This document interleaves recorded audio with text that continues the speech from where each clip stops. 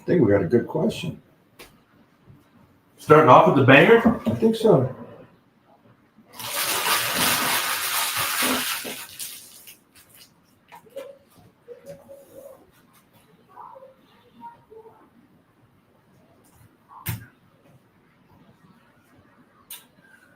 On you, Captain. Mm-hmm. Loading up on my side.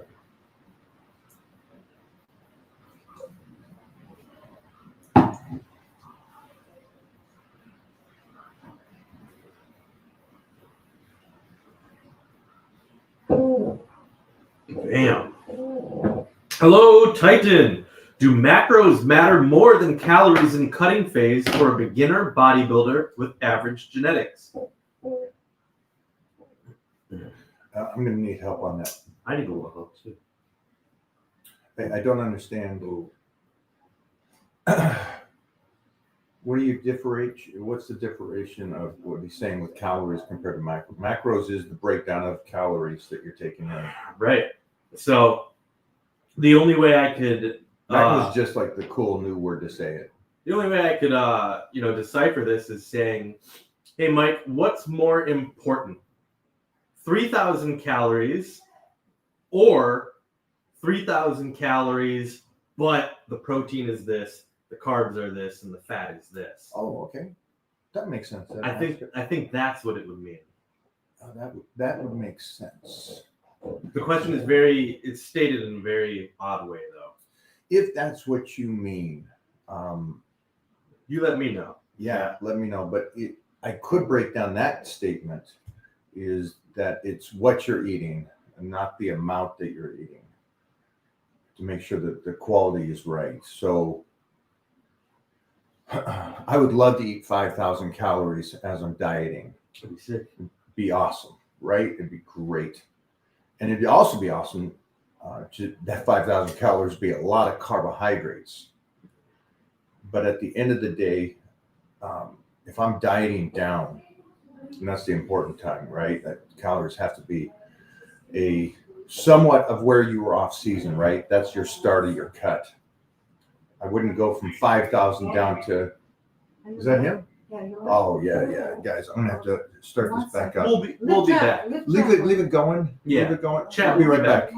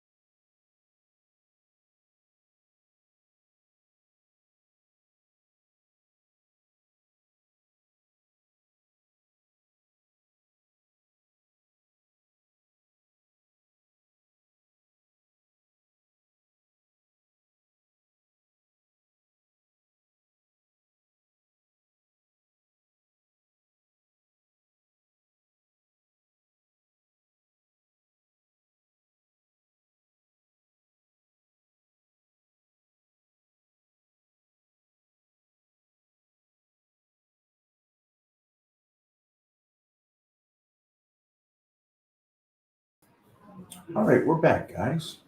Throw that question. Yeah, let me back pull up. that question up. Again, chat, if you can decipher this one as well. Where Do you did think he commented again since then? I don't see it unless it's Okay. like not loading on mine.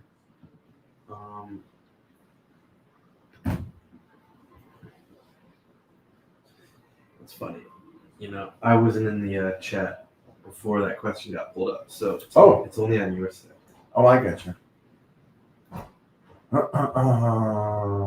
That's not the same one. Ooh, we got some questions on here, guys. 2 seconds. Yeah.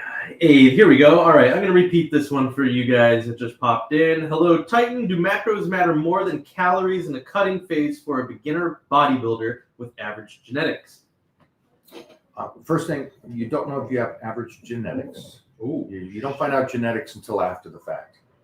It's kind of a cool thing about genetics. You find out later on, not before. Second thing is, calories or macros. It's most important to understand where you're coming from off season as you start to slice and dice. And then it would be the continuous removal of the right calories. So I don't know how you want to take that when it comes to your point of view on calories versus macros.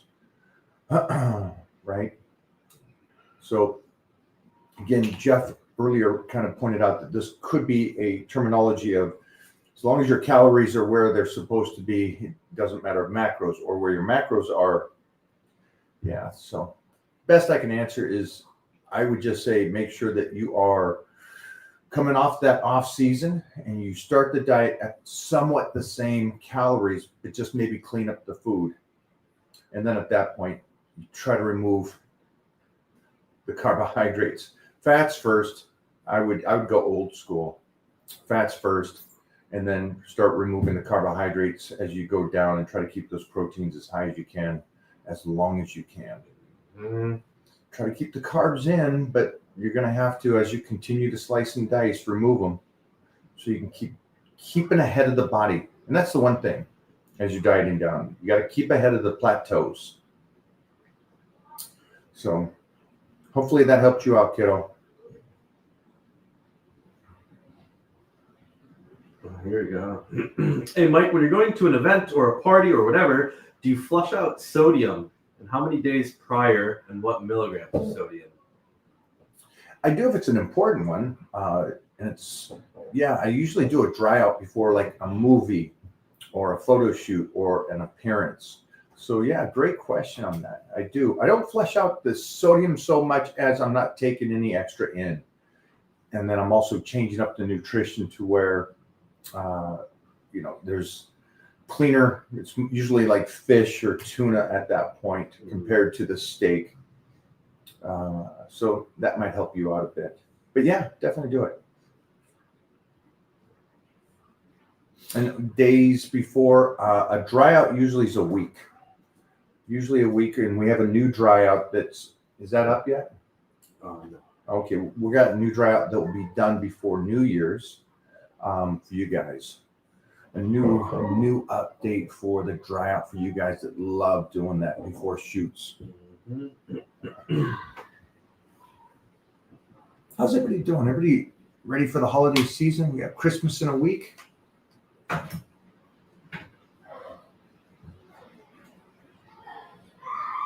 Go for another one. Mike, I saw that you did a Guinness Book of World Records for running through the most consecutive panels of glass. Looked like a lot of fun. How did you train for that? Were you heavier than now? Really cool stuff. Thank you. I did that. I think a combined 5 or 6 times. Set 3 world records with that. But then I also got to do it against one of the guys that was continuously coming in, breaking my world record. I'd go break his, and so we finally got together on a TV show overseas. It was a blast. Did I train for it? I didn't really train for it, except I had one opportunity, because as you saw this, and if anybody hasn't seen this, it's pretty wild. I had one opportunity by Guinness World Records or the TV show that first called out to me which was the TV show Guinness World Records. And they said, hey, we would like you to attempt this Guinness World Record that no American has had. And they thought, well, nobody better to do this than American Gladiator Titan. And so I took him up on it. And so we got to go to a junkyard. It wasn't a junkyard. It was a car junkyard. I don't know what that would be called. It's a junkyard. It's right? a junkyard. And so they set up maybe 5 of these things for me to break through. Nice little demo. The little demo, because I had no clue. It's a liability test. Yeah, it really was. It was like, can I do it? Here's the funny thing that nobody knows. I set the world record on the first attempt filmed in front of judges. That being said, the first time doing it, I failed big time. I failed huge. I thought it would be easy. And then when I smashed against the first one at this junkyard, a week before doing the show, man, I hit a wall. I hit this thing and I didn't realize the thickness and the density of it and how hard that is to break. And so, yeah, after a good hour of trying to run through these and break these things and all that stuff, I got like 3 of 5 on my first go at this world record. So when it came to show day, I was nervous. And then switching the head, like you guys know, sometimes you just got to say F it and just go with it. Changed my form the day of the filming, where they shut down the Staples Center here in Los Angeles, the huge Staples Center. They shut that whole thing down, the roads down, and had these. I think my first attempt was it was over 11 or 12, I think, at the time. And I smashed it, and I had to smash it within a certain amount of time. So, put the head down, changed my form, and said, I'm just going to use my noggin, and I smashed it and set the world record. So really didn't train for it. It was just my athletic background set me up to where I could do this. And then the mindset at the last stage was what actually allowed me to set the world record. Mike, taller guy, quite slim, struggle to hold weight. Eating more seems to bloat me. Any tips for breaking through your genetic limitations? Wow, we got a couple of these today. Yeah. One person said medium genetics, and again, you don't find out genetics until after. Again, you don't know what your genetic limitation is. I would say this, though. I know this is an answering question. I will answer it in 1 second. I'm just going to say to anybody here, you don't know your genetics. You don't know your genetic limit. You don't know what you're capable of. If you guys saw Flex Wheeler when he was doing martial arts as a young teen, you would never in your wildest dreams assume he would be, to me, the greatest bodybuilder ever to walk on stage. So again, it's from somebody who had no clue to the greatest in the billions of people that walk Earth. So stop putting limitations on that. It goes back to that Bruce Lee thing. You know, Bruce Lee has a beautiful quote. I'll let Jeff say it, but don't put limits on what you're capable of just because you see other people similar height and so on. Yeah. And again, now to your question, he's talking about he struggles holding weight because he bloats. Usually what I find, bloating is your body just not used to the calorie intake, or you're not taking enough water. That's what I find bloating usually comes from. So anytime a bodybuilder does a show, you would assume his body's working at 100%, right? Because he's sliced, he's huge, he's muscular, everything's working with him. And he's working out and he's doing cardio. And then these guys compete, and then they, weeks after, blow up like balloons. And so they're bloated. It's because their body's not used to those carbohydrates. Bye, buddy. Love you. It's because their bodies are not used to those carbohydrates because they took them so much away as they were dieting down for the last 12 weeks. And so that's just a metaphor for what you guys are doing. You're going into a calories and you're going into something more than your body's used to. So give it time. Give it time to kind of get over that hump, you know. That's what I would recommend you doing. And then also when you're doing that, make sure you're taking in the water. The water helps your body so much, guys. Mm-hmm. But everybody here today, stop telling me that what your limits are on what you can possibly do. Tips for staying disciplined. The understanding that you got one life and the goals are on the other side of you staying disciplined. That's it. And you guys, just I'll continue that just for a second. You don't need to do that. If you want to clip it, that's it. But just for you guys out there, all that is, it's I get discipline's the hardest thing, especially when it comes to being correct with nutrition and not cheating on your diet and eating the correct foods. I understand that's the hardest thing for a person. But it's your appreciation of, hey, I can accomplish this down here if I just stay disciplined for this beginning stage, this year, this 2 years, this 3 years, whatever that is, to stay disciplined to whatever this goal is down here. And that's what's got to mean the most to you down here, right? He doesn't have a job, does he? He does have a job. But This man is, if there was a Kris Kringle, if there was a man out there bringing joy to the world. Wow. Yeah. I would say this guy right here is the guy that is jolly all the way. He's always here. Jingle all the way. This guy right here is sharing He's sharing his gifts to the world and making people happy. He's a giver. This guy's a giver. As a guy with bigger glutes, would more hamstring size make my glutes look less pronounced? I would assume so, right? You got huge forearms, you got to make the arms even bigger. Yeah. But I'm interested in, I'm guessing you were an athlete of some sort and you have an overdeveloped glutes to your hamstrings have lagged behind. Usually those two work together. Usually.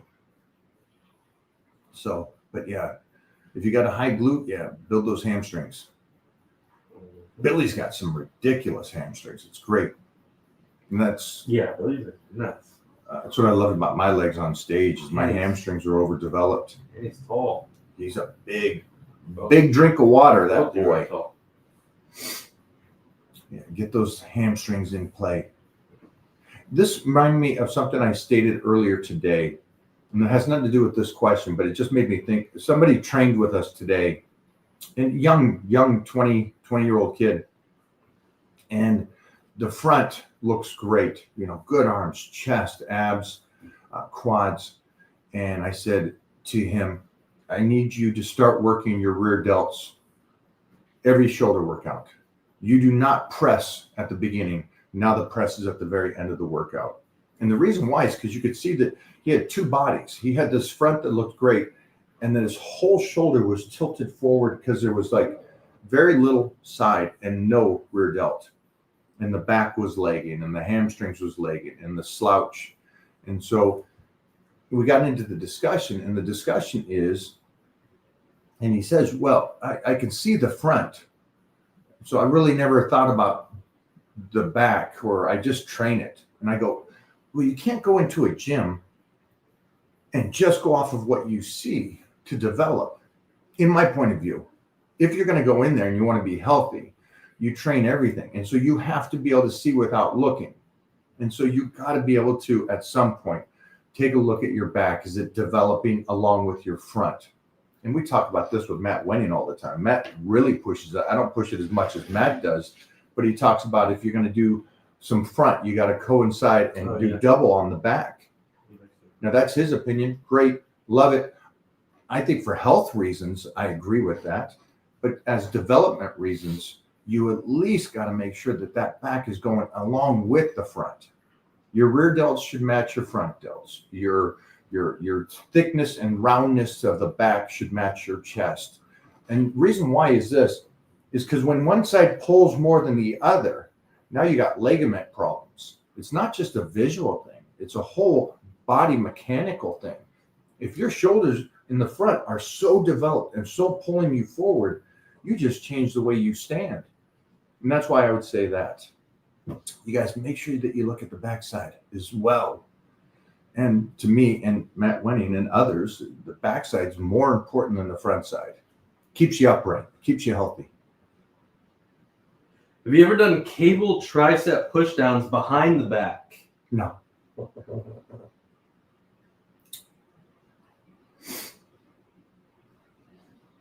Absolutely not. Us tall guys are really blessed when we have developed hamstrings. Yeah. Bobo is a good.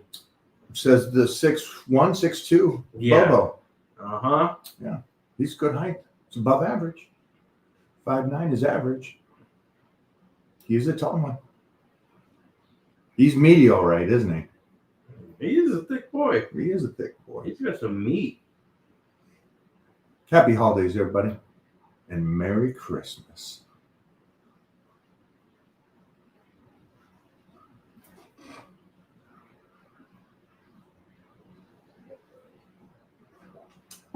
That number's getting up there, ladies and gentlemen. Whoa. Hi there. What is a beginner leg day for a little size but performance? Also, I prefer front squats. I'm not understanding. For performance? So your athletic training? Athletic training, yeah, front squats are great.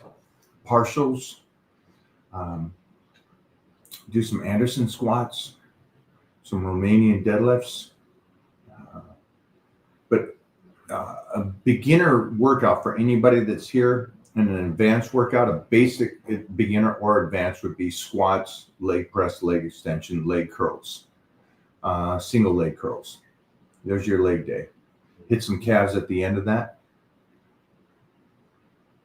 And then if you're doing performance, which is great, but I think also anybody outside, when you talk performance, I think front squats, bring those in. High bar squats. We've been doing slant board squats as of late. So all those kind of things. And then leg press, feet out, feet in, feet bottom, feet top. Change it up on all those things. Leg curls, get them meaty leg curls, some walking lunges. Mostly for performance. Keep those walking lunges in there.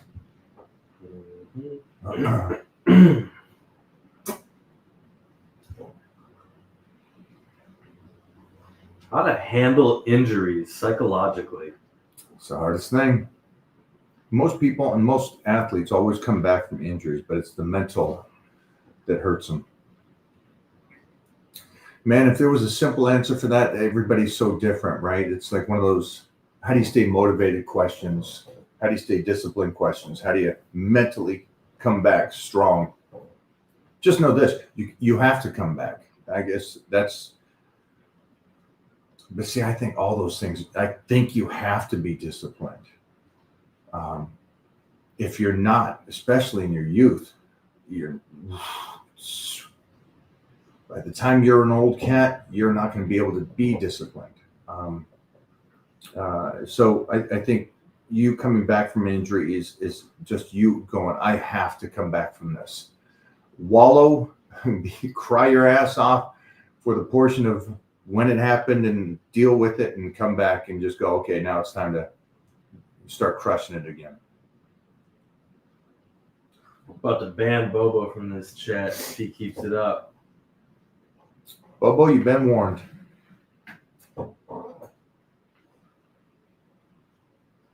Are lifting shoes necessary?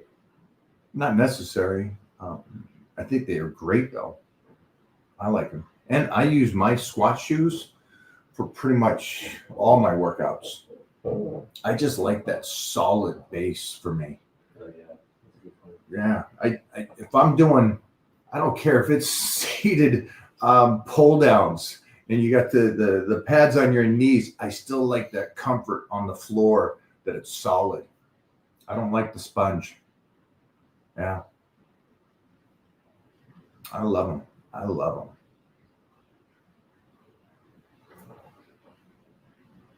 Advice on eating more to get bigger. I feel I put on more fat, so it discourages me.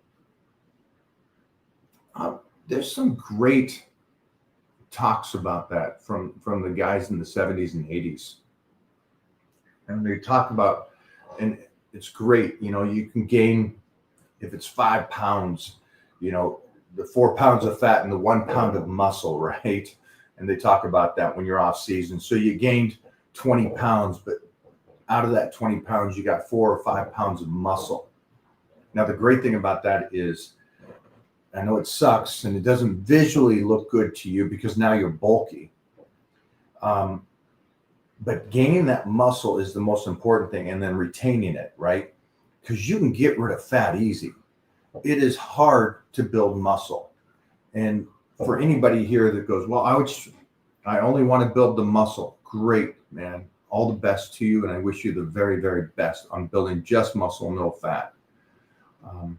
I'm just glad I grew up in a time where there was off season. There was a bulking phase to where we got to put on that size. Is it cover shoot ready? No, not at all. Is it appealing for the masses? No.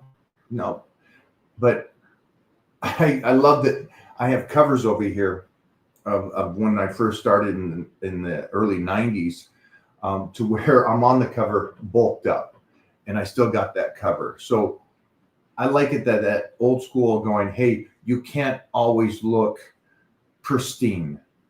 And also always looking pristine isn't the healthiest. And you guys have heard this over and over again. So yeah, it's one of those things, my friend. I wish we could just gain muscle and not that fat, but just keep in mind that when you're working on the car and you're dirty and greasy and all that stuff, you get to get cleaned up and drive this nice car at the end of the day. And that's what, for me, metaphorically, what that 9 months off season, you got some extra heaviness on you, but you put that muscle on. And now when you get to slice up, you get something nobody else gets. And that's a cool thing. I was 245 obese, worked like hell to get my way to 161 lean with muscle, but now I feel I have more body dysmorphia than ever. Is this just wanting to better myself? What are your thoughts? What do they say about that? They say, be happy, but not satisfied. Stay hungry. Yeah. So you're never going to be satisfied, but just be happy that you look good. You did something that so few people. First off, you're the 1%er. Yeah, believe it or not, just going from 245 to 160 and looking good, that's 1%. Few humans do this, and I don't know what the percentage. I think the percentage is over 50% now in America that are obese, not just fat, but obese. And the human race here in America is fatter than pigs. That's crazy to think. So you're the 1%. And yes, you're going to have, I guess everybody has body dysmorphia in some sense. I've won the universe 4 times.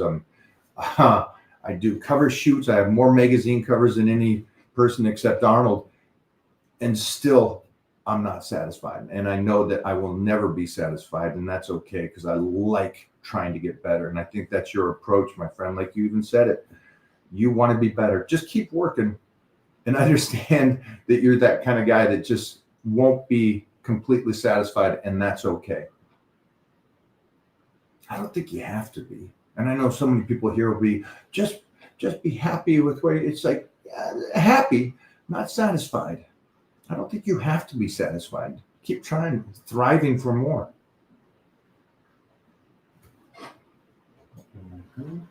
Great job. Good. Glad to have you here, my friend. Let me get this one. Mike, I'm never the type to overseason my food. However, can you give me a handful of foods that can make you hold a lot of water to look out for when doing the dry out? Yeah, just do the dry out. That's what you need to do.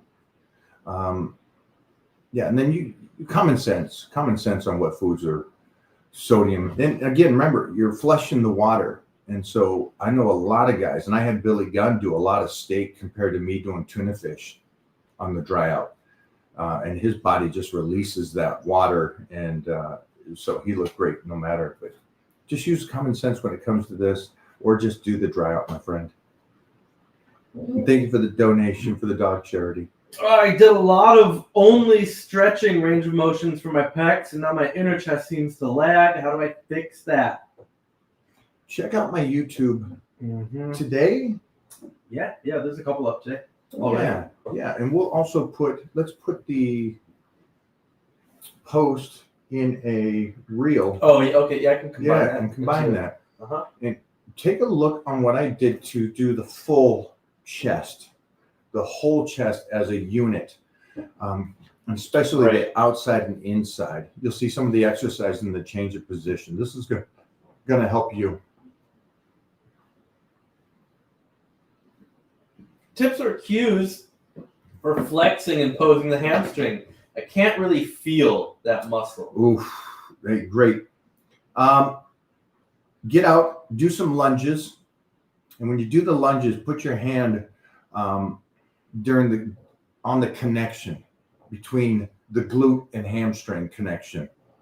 And as you do that step, you'll feel that stretch and contraction. You'll feel that stretch and contraction. And then as you continue to diet down and get leaner and leaner, that contraction comes better and better and better. And then just start posing it. And it's just going to be trial and error, posing. But trust me, anybody here, it doesn't need to be just this guy's question here. I think everybody here needs to be able to contract the glute hamstring tie-in, flex it, and also flex the one side compared to the other side instead of both together. And then you got to be able to stretch it and then contract it without any weight. And this is also going to help you in the gym, my friends. Great questions, guys. You guys are absolutely devouring this today. This is a lot of clips. Yeah. Would you want to play Escanor in more content? 100%. 100%. And I think we're going to have Jeffrey clip this and tell the crew that did my one. It's about time to make a new one, guys. Best workout or advice for managing weak/bad knees in your mid-30s? One more time. Any advice for managing weak or bad knees in your mid-30s?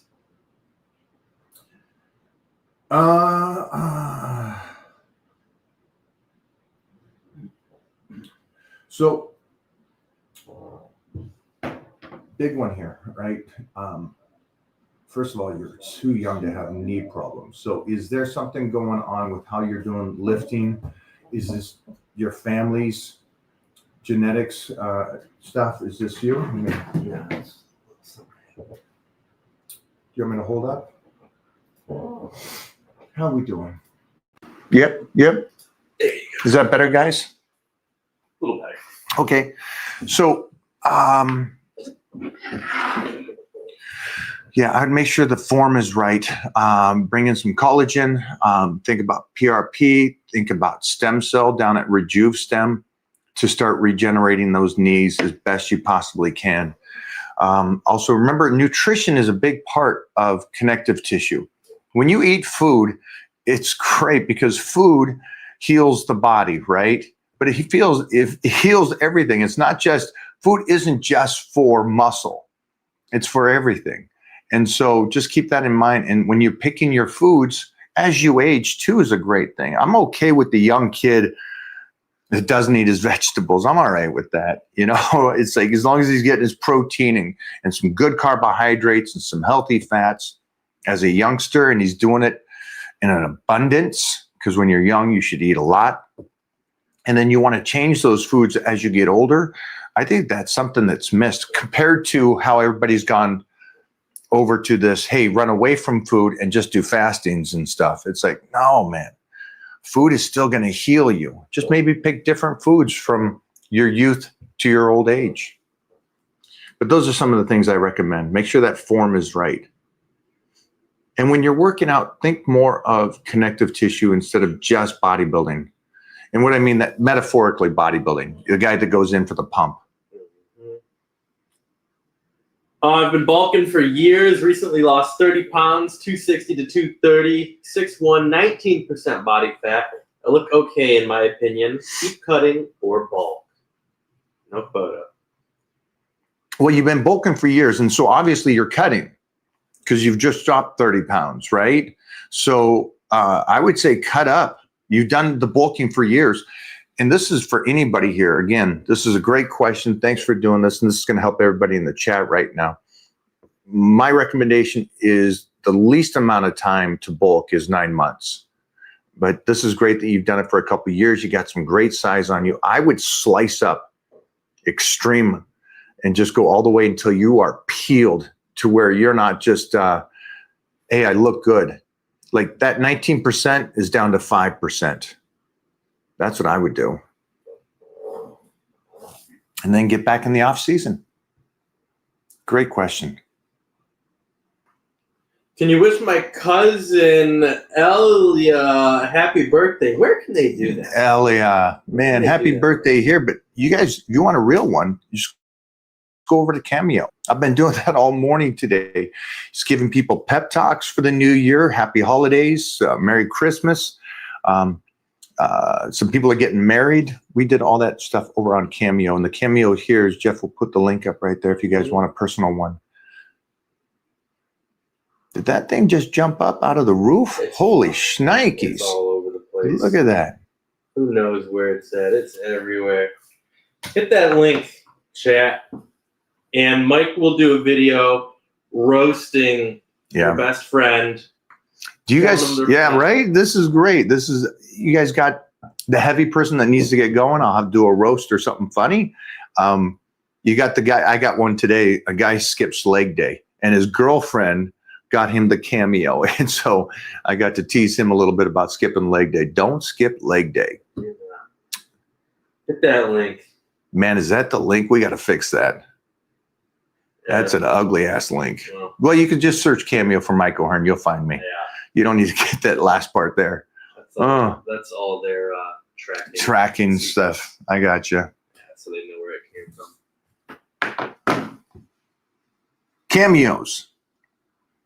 And boom. Wait, why do you look like AI? 2 cameos just came in. Thank you, guys. I love this. That is great. Do I look like would you guys be freaked out if one day I just come on here and I just say, hey, I've been AI the whole time? You're a cybernetic organism? I am straight up T3. Is that what they are? Yeah. T1000?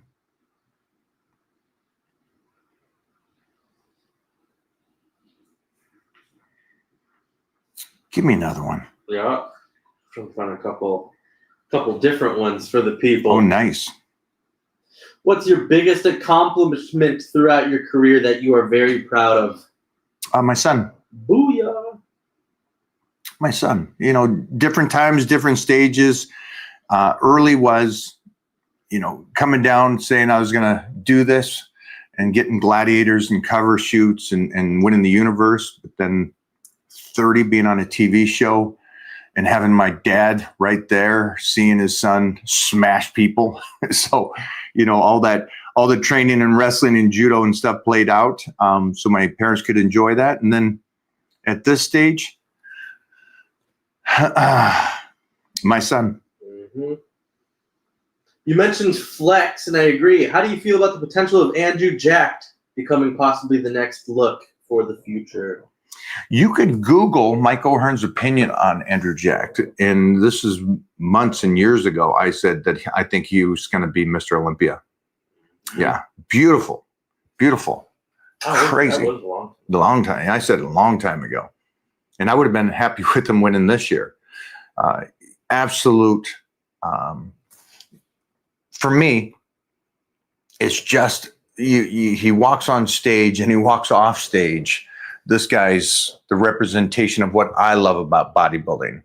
I always, grew up with these guys, the Lee Haneys, the Barry DeMays, these guys that look like Greek gods, Arnold Schwarzeneggers. Yeah. And you meet them in person and you're just like, that, wow, that is a unique one in billions. Right. And Andrew Jacked is that.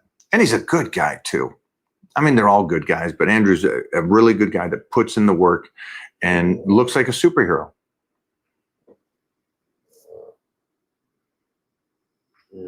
What do you guys think? I'd love to get your guys' feedback about Andrew compared to the others. Because I think the one thing for me is that I just like the guy that looks like a superhero, but to me, the comic book superheroes are athletic also. They're not just this, I always think of like a baby toddler, right? They're so big, but they just wobble. That to me is not bodybuilding. Jeez. And I've seen these kind of guys that they just like a little baby wobbling, like Nurse Mike. He's just like, oh, that's not appealing. Mike on Mike crime. Mike on Love it. Yeah. I like the guys, and it's not the height. Lee Priest. No, it's not the Lee Priest is shorter than these guys, and he looks like a superhero. He still looks like a superhero. Franco. Danny Padillo, 5'2". Yeah. One of my favorites growing up. Corny. And gosh, I got tingles. Got to meet him and work out with him. You guys don't know the Giant Killer, but that's Danny Padillo. Sweet, sweet guy. Yeah, it's structure. This is, I think I realized when it got to the point where I went back, I was a gymnast very young. And I always liked gymnast physiques, their upper bodies, right? And now I've gone back to that point of there's gymnasts that I think, which I'm lucky that these guys follow me too. These Olympic gymnasts follow me, and we're going to team up. But that being beside the point, their bodies, their upper bodies, to me, look better than an open bodybuilder. I can go to an open bodybuilding show here in LA, and I'm like, nah, I don't personally like that physique over like the gymnast. There's a point where it's just absolutely you wreck the physique or the structure compared to you enhanced it and it looks great and you optimized it to the very best. Boy, that's going to get clipped, isn't it? Mm-hmm. Yeah. Bigger doesn't mean better. Better means better. That's it. I just turned 40 and we started lifting about a year ago. Any tips for somebody my age who has to start back as a beginner? Yeah, I think you're better, not better off, but great job on making this choice and doing this. I'm sorry, but you're going to hear a lot of taboo stuff, especially that you're 40, and you're going to be considered old. And 40 is actually man strength, old man strength. And this will be actually your peak of strength for you as a man. So don't shy away and don't start going to the side of the betas or the weak human where it's like, oh, just do light stuff and tons of reps. Don't put that mileage on your body without the benefit of the stress. You're going to do it what you want to do at this point, but you're going to hear that much more louder, I don't know what you would say, repetitive echo of don't go heavy, go light, go lots of reps, which is the actual opposite of what you want to do when it comes to weightlifting. You want to move a good amount of weight to cause stress to your body with the least amount of mileage. So good luck, congrats, good job making that choice to start. How do you overtrain a muscle for delayed growth? 21s. Just ridiculous numbers with that combination of weights. Calves are one of the great ones to do. Did calves 5 sets, 20 reps, heavy, every single workout, every 6 days a week.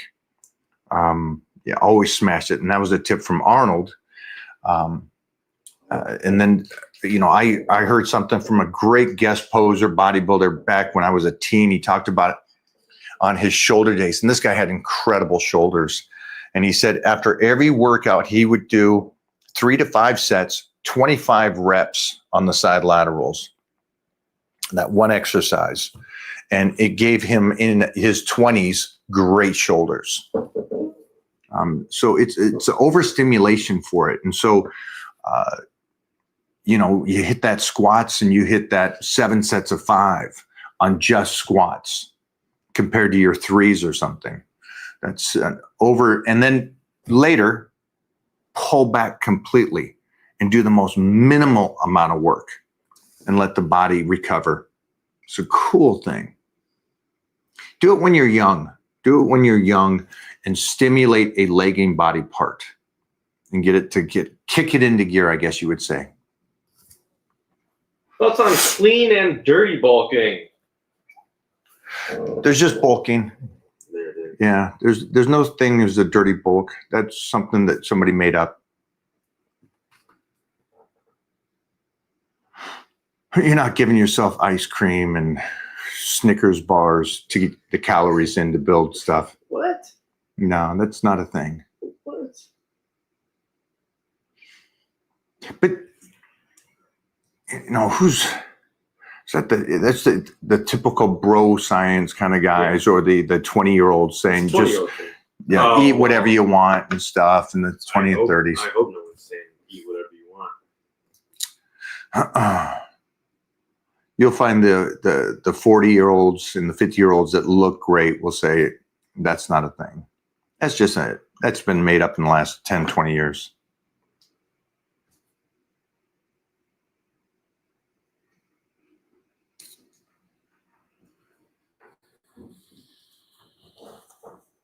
The closest thing I could say to you understanding that you're bulking is you got the red meats. You could put a little, something on your rice, and a little sauce, but Yeah, no. you're not doing a Snickers bar, or the ice cream We're bars. talking about the ice cream.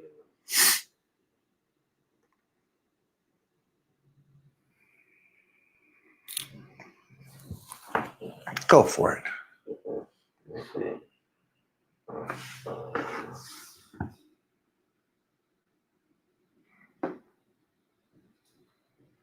What do you think of Arthur Jones's philosophy? Great.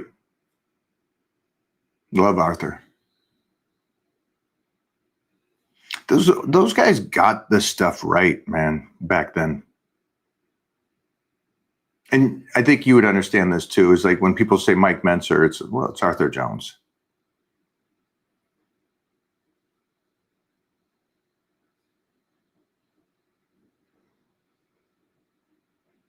Is cardio necessary after intense heavy lifting? Well, for what reason? I mean, if you're dieting, then yeah, you still got to get it in after your intense lifting. If you're dieting down and slicing for a show or yourself, when I say show, I mean just you peaking the best you want to look.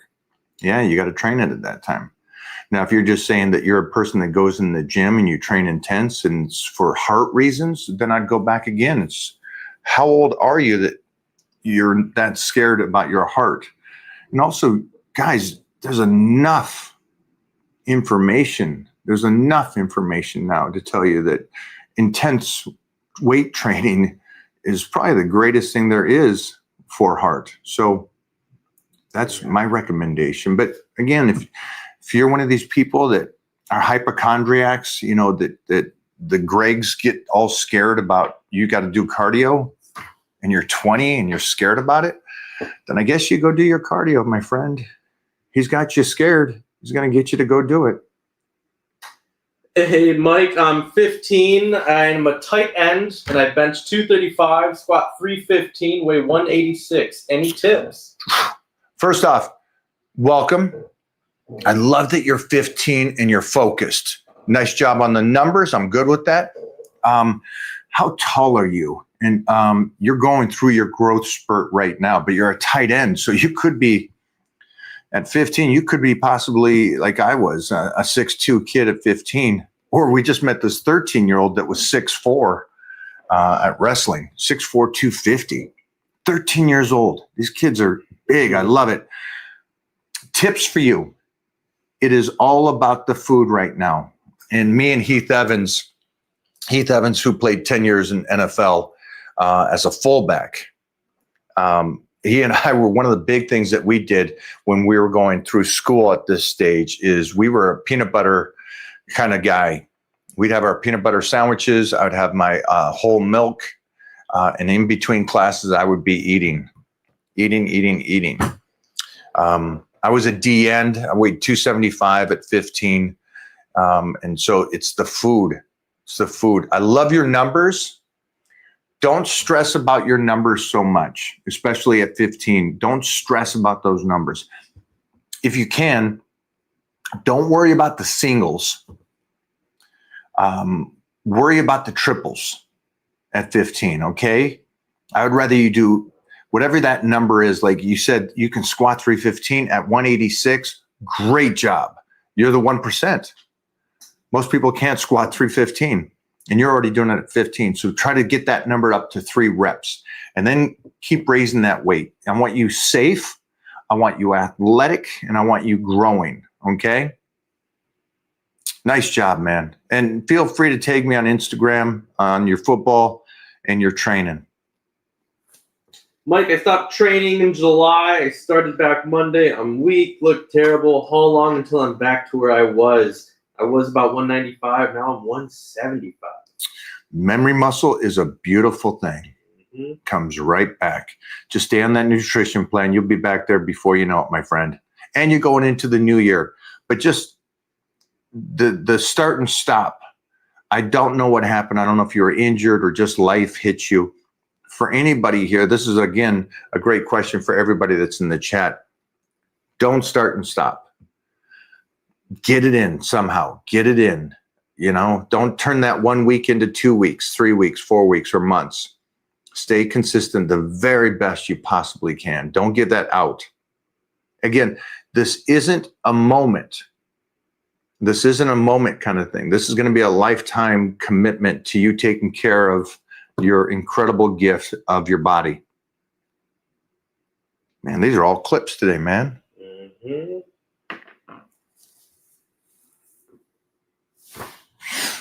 Thoughts on energy drinks? I like caffeine. I like energy drinks. I love them. That's my point of view on them. I love them. I like caffeine. I think Andrew Herberman even talked about it. And Andrew's a great guy and a very health-related guy, and he does a lot of this stuff for just the health benefits of it. And he takes in, 800 milligrams? Jeez. Yeah, so it's, yeah. A little low dose. Yeah, it is a low dose. For me, for you, no. But yeah, I love them. I love them. Mike, No, it's okay. Mike, any tips on keeping your skin clear? Lotion.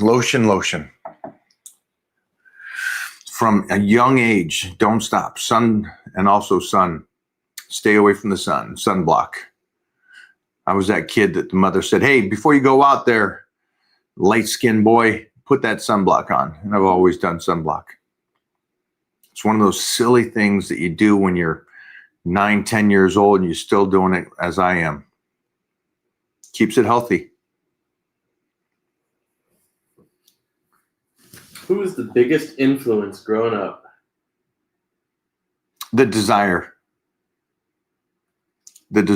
to be different and to be able to do what I do for a lifetime. It wasn't an individual, because I got to meet I got to meet the top tier of everything at such a young age, and they all gave me something, but I still had that desire to be a connection of a lot of it. I didn't want to be a bodybuilder and just that. I didn't want to be just a power lifter and just that. I didn't want to be just athletic and just that. I wanted to be a combination of all of it. And then more than that, I wanted to be able to train. That's, I think, the one thing. I love the training. Cool the show. Cool the tournament. And cool the meet. All that stuff is fun. Cool the gladiators. All that's fun. It's the training. I freaking love it. I think Arnold just put up something, and I agree with him. He says when he gets on his bike and, you know, he gets dropped off at a hotel in Santa Monica, he gets on his bike and he rides to the gym in the mornings, And you're talking about a guy that's mid 70s and he's lifted his whole life. And he says the world is black and white to him. And then he gets his workout in and he rides his bike back to Santa Monica and the world is colorful. Now, that, again, that's just, it's just a metaphor, or I don't know what else you would call that, but it's just a beautiful metaphor. And I can understand it. Is that for me also, I wake up in the morning and I feel like, you know, a Highlander. I'm the only one awake at 3 o'clock in the morning. And then I go to the gym and I do this battle. And then on the drive home, I'm like, the world is just waking up. And I'm like, the sun's coming up and you're just like, I conquered. Everything else is easy. So I know that kind of went, but hopefully that helped some of you here in the chat today. What are you doing for optimal sleep, whether you're on prep or just chilling? Prep is hard. For anybody here, when you're in the diet and the sleep is off, that's how the kind of body works. And I always talk about when I'm off season, I'll do a good 8 ounces to a pound of fruit close to bedtime. And it just, I sleep. Oh, I'm deep sleep. But prep, it's tough. And so I incorporate in a lot of supplementation during that time. From Titan Medical, I do Titan Z's, Serenity, Titan Serenity. And so there is stuff that you can take that don't medicate you. That's the one thing you don't want to do. Just take your vitamins, you know, your magnesium and stuff to help you get that sleep when you're in prep. And again, if anybody's here and not in prep and you got bad sleep, I would make sure to take care of that, because that's probably nutrition or something. You should be sleeping in the off season really well. But during prep, when you're not as much food, you're burned off everything. Yeah, it's tough to stay asleep because your body wants that nutrients and you've already burned it off before you even go to bed. Do you think I can still gain muscle lifting even with my spine being fused? I can still move arms, legs, and I just can't twist or bend my back. Yeah, just remember, food is what's going to put that on there. The stimulant will be the weightlifting, right? So as long as you're eating right and you're taking in a good surplus of calories and you're getting into the gym and stimulating the body, you're going to put on muscle, kiddo. And here's the thing. You have desire to do it and you got a fused back. There's people that don't train and then they decide, okay, maybe when I'm 40, I'm going to finally start training. But now they got bad knees from sitting down, doing nothing, being at a desk all their life. Their backs are all thrown out. I believe that you can do better than that person that's been just lazy. So you got that desire to get in there and put the work in. So yeah, I see you doing it. And that's as an individual. And then everybody else can use that as a metaphor for those that are lazy and not doing it and thinking, oh, my body's fine until I'm 40 and then I'll start lifting. It's deteriorating, guys. You don't use it. It's going the other way. Body don't work that way. I literally grew up on your memes. I love it. That's funny. Imagine that. You're 3 years old. I mean, Wait a minute. What it started in 20? Yeah. I don't know when it started, but it did start during lockdown. Could be like 7 now. Yeah. 8 now. How were you on the computer at 7 years? Well, Titan's on. Wait a minute. That's what I'm saying. That's crazy. I'm 3 generations deep. That's what I'm saying. It's crazy. I love it. The young ones got the phones. What's the biggest change you made in your lifestyle after turning 40?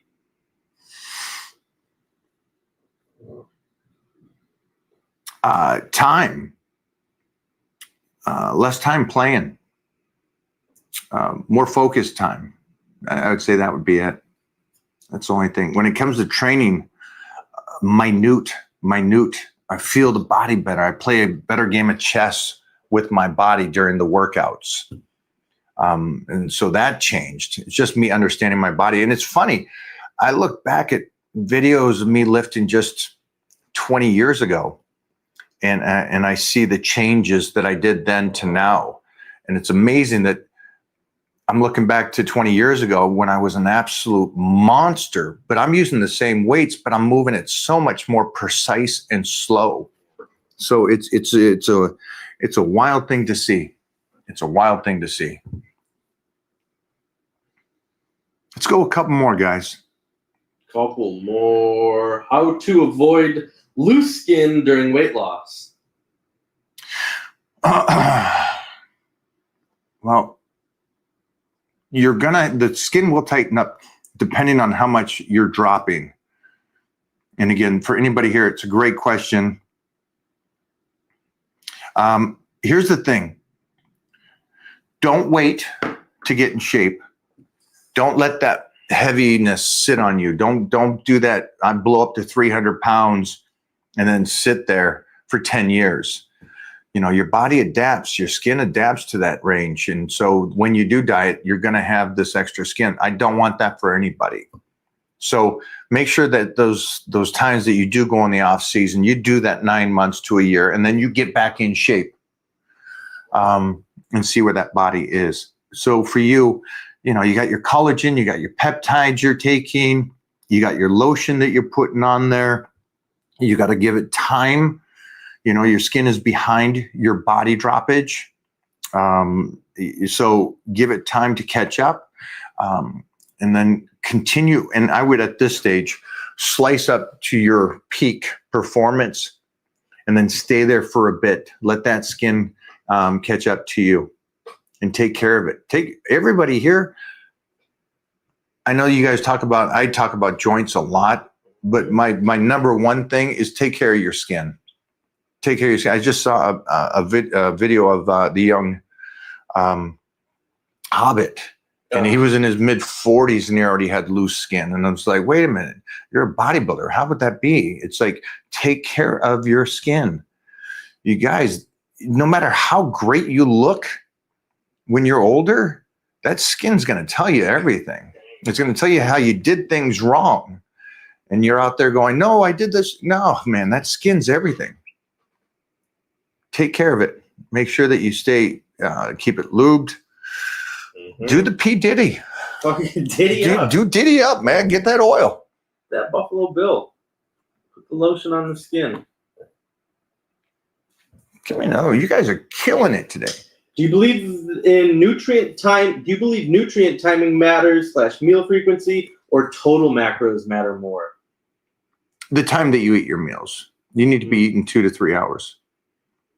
What about I don't know what you mean by your nutrients, unless you're saying food. It's food. Yeah, it's time. It's not Here's the great thing. I love that I learned this as a youth before the incredible overload of information. During my time, it was, hey, this is how much protein you can get in every couple hours. And the number was around 30 grams, right? And if you're a bigger guy, maybe you could take in a little bit more. And so I grew up with that mindset. And I love that mindset because that's how babies, when you first have a baby, you feed that thing every hour, 2 hours, constantly for 24 hours a day for years.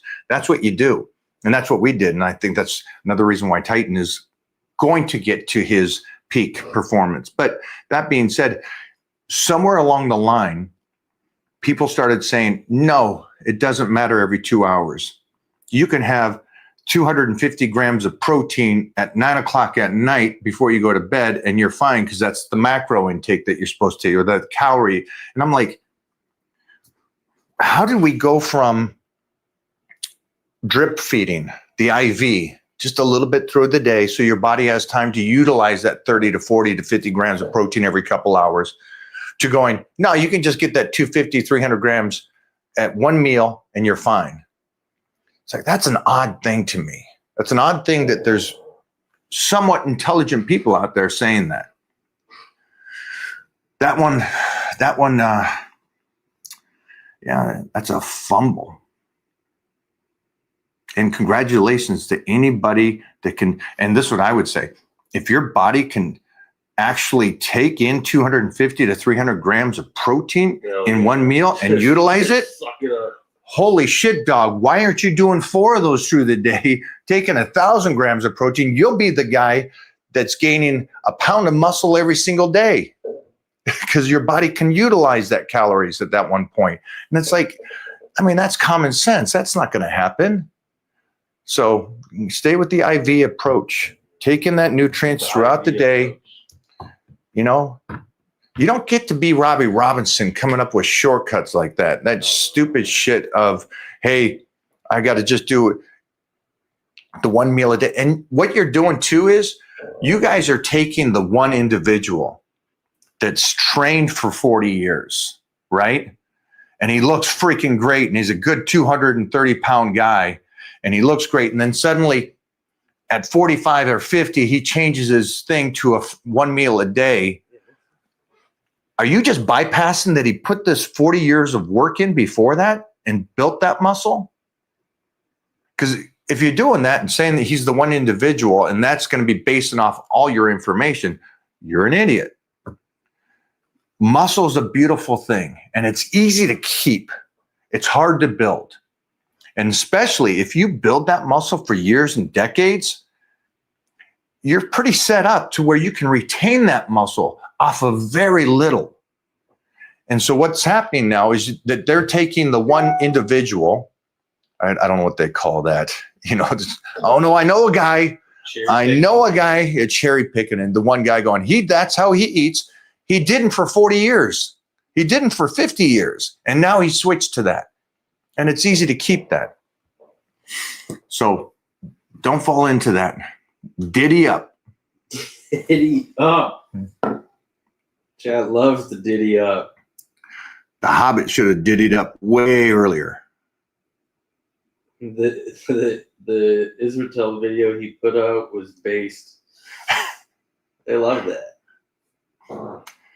Well, when you just look at the individual and go, yeah, you're not too bright. No, but I am. Okay, congratulations. How do you balance being a dad with the gym? Oh, I don't balance it. There's no balance. Zero balance, my friends. The gym is priority 100%. They're going to go ahead and clip that. Listen, you're on a plane. The masks come down because of the air or whatever. The plane's going crazy. You put it on first. Then you put the kid's mask on. That's how I do life. Unless I'm healthy, unless I'm rocking and rolling, unless I can tussle, I'm not going to be a good dad. He can walk his ass. He can Uber this stuff by now. Right? Come on, you're 6. Get a job. Like a chest day. Yeah. One more question. One more banger, chat. I'm drinking way too much water. I got to the restroom. So talk to me. Right. Boom. Well, there was a. Where was that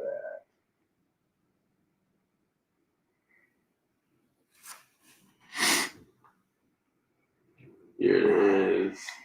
How to preserve the ligaments when you're older, 40, and still want to train your strength. What is the best routine or sort of plan to optimize the results without injury? Power bodybuilding. Remove injury. Remove injury from the statement. Injury is not a thing. You can get injured walking off a curb and break your ankle. You just do the very best you can. But what I will say is the best way to retain as much healthiness to the ligaments, my power bodybuilding plan. There it is, folks. Give me another one.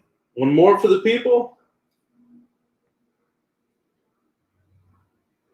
Have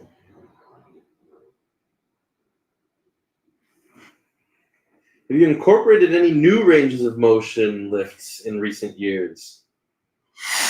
Yeah. I never did slant boards on squats. Yeah. So that's a very new one within the last couple of years. Mm-hmm. I did do a foot up bodybuilding style, but the slant boards are even more so. That's good. Here's a cool thing about life. And I was wearing my Letterman's jacket the other day because the representation is some of the things on my Letterman's jacket I was already winning in 1983, 84. You know, we're playing football and winning state champs and all that. And so I wore the jacket to represent that the cool thing is decades later, and you're saying, what new kind of things? It's like, man, if you can stay true to your 20 self, lift like you did when you were an absolute monster or state champ, that's pretty cool to be able to do for decades. And so I'd recommend everybody here, continue to push forward, continue to be the very best you possibly can through life. So don't think because you're a certain age or something like that, you've got to be a deterioration of yourself on the earlier years. And watch out for those guys that are preaching, this is how you do it. Man, there's such a few. Stan Efferdin looks incredible. You know, he looks better now than he did when he was in high school. Robbie Robinson, they're showing you, there's tons. Terry Crews, there's tons of guys that are out there that are showing you, Frank Grillo, Stallone, that you can still be an absolute unit way past your 30, 40-year-old self. So just keep that in mind, guys. Do we have a banger? If we don't got a banger, I think that was pretty good. guys, thanks for hanging out today. I'm gonna have Jeffrey clip this last part here. Yep. Why not, right? Hit that shit or what? Well, we're gonna try to hit this shit. We're gonna attempt to do a little something here, ladies and gentlemen, because we are going into the new year, right? We are getting ready for this, and this is for everybody. These are for you guys at home right now. But the new Power Bodybuilding program is out. We are walking in to the new year. We have 2 weeks, right? We got a week until Christmas. Merry Christmas, everybody. We have 2 weeks till the new year. Let's work together. Let's rock and roll. Let's get into the Power Bodybuilding new app, start the program, and let's all take this training to another level. For you youngsters, you beginners, you 40, 50-year-olds, this is the plan for you guys to join me, hang out with me, train with me in the same plan that I'm doing, still getting better today. And that's the ultimate goal for you guys. If you're going in there and you're confused or you're not confused, you want a plan that actually gets you strong and builds muscle, this is it. I'll see you in there. Titan Crew, check it out.